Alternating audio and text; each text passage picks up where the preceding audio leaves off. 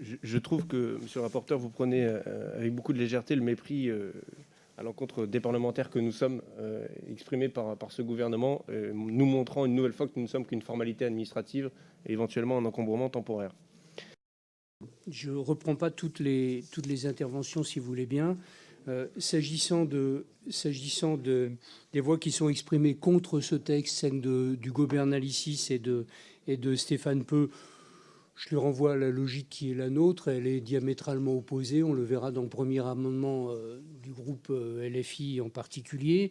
Pour les autres, je remercie Loïc Hervan, Ludovic Mendes, Élodie Jacquier-Laforge, Cécile Untermeyer, sauf erreur, M. Zumkeller, ainsi que Paul Molac, et Dimitri Hubron, d'accepter de rentrer dans la logique qui est celle du gouvernement et que nous acceptons, c'est-à-dire simplement une loi d'enjambement avant un débat au fond qui se tiendra dans des conditions plus rapides que ce qu'avait prévu initialement le gouvernement, c'est-à-dire au plus tard au 31 juillet 2021.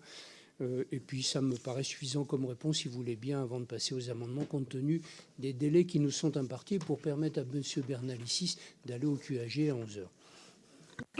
Je vous remercie. Donc, nous allons examiner les amendements. À l'article 1er, nous avons un amendement de suppression présenté par M. Bernalicis. Je trouve que, monsieur le rapporteur, vous prenez avec beaucoup de légèreté le mépris à l'encontre des parlementaires que nous sommes, exprimé par ce gouvernement, nous montrant une nouvelle fois que nous ne sommes qu'une formalité administrative et éventuellement un encombrement temporaire. Je viens au fond de cet amendement de suppression de l'article qui est là pour rappeler notre opposition à la loi de 2017.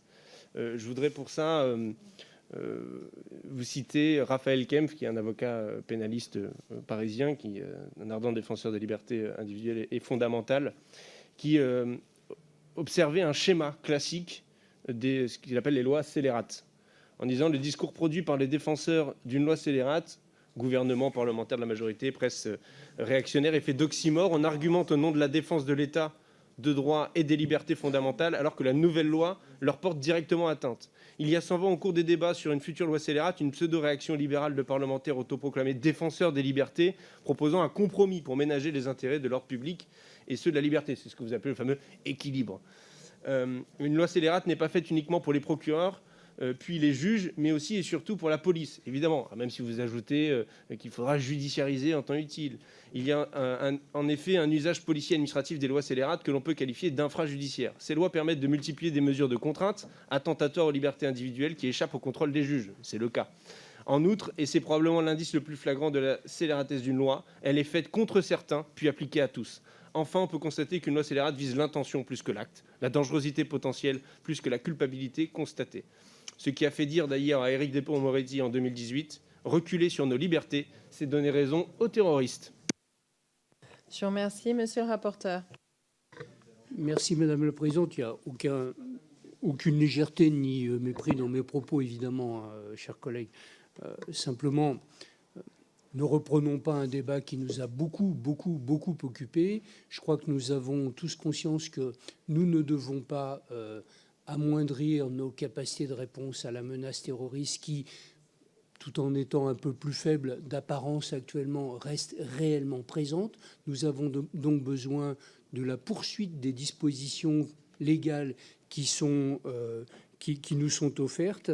Nous sommes évidemment aux antipodes de votre analyse, simplement parce que les libertés individuelles nous paraissent parfaitement respectées. Elles ont été, je l'ai longuement indiqué tout à l'heure, je n'y reviens pas, confirmées, modifiées, adaptées, en particulier par le Conseil constitutionnel, qui est quand même notre juge suprême, derrière lequel nous ne pouvons pas avoir d'autres jugements.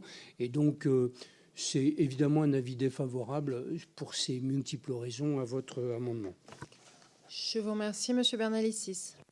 Oui, je comprends toujours dans votre logique, monsieur le rapporteur, de dire même le Conseil constitutionnel, en tant que juge suprême, a validé le schéma, c'est que donc c'est équilibré et ce n'est pas attentatoire. Permettez-moi de douter de l'opérationnalité du Conseil constitutionnel en la matière. Je l'ai vu d'ailleurs sur la question du délit de non-respect du confinement avec la question prioritaire de constitutionnalité qui a été déposée, où je ne partage pas l'analyse du Conseil constitutionnel. Bon, voilà, il y a un débat sur le sujet. Vous savez, aujourd'hui, le Conseil constitutionnel a même validé qu'une ordonnance juste déposée sur le bureau de l'Assemblée, non ratifiée, continue d'avoir valeur de loi.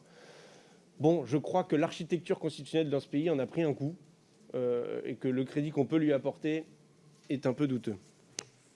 Donc, je vais mettre aux voix l'amendement numéro 8 de suppression qui a reçu un avis défavorable du rapporteur. Qui est pour? Qui est contre? Il n'est pas adopté. Nous avons